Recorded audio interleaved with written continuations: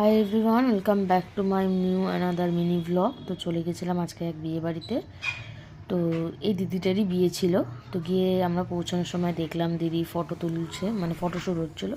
তো ততক্ষণ একটু চিকেন পকোড়া স্টার্টারে খেয়ে নিয়েছিলাম। তারপরেই বরের এন্ট্রি হলো। বরের এন্ট্রি দেখলাম, খুব সুন্দরভাবে হয়েছিল বরের এন্ট্রিটা।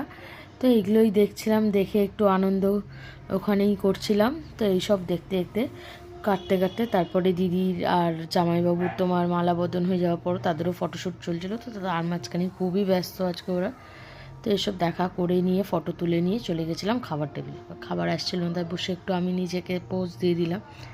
তো ওয়েট করেছিলাম খাবার জন্য। খাবারও ইতিমধ্যে চলে এসেছিলো। তো আজকে মেন কোর্সে মানে খাবারে ছিল হলো kachori, chana masala, fish butter fry, আর হলো স্যালাড ছিল, আর হলো রাইস, চিকেন কষা, চাটনি, পাঁপড়, মিষ্টিটা দু রকমের ছিল, একটা সন্দেশ ছিল আর একটা হলো রসগোল্লা ছিল। তো আজকের দিনটা এইভাবেই কাটালাম।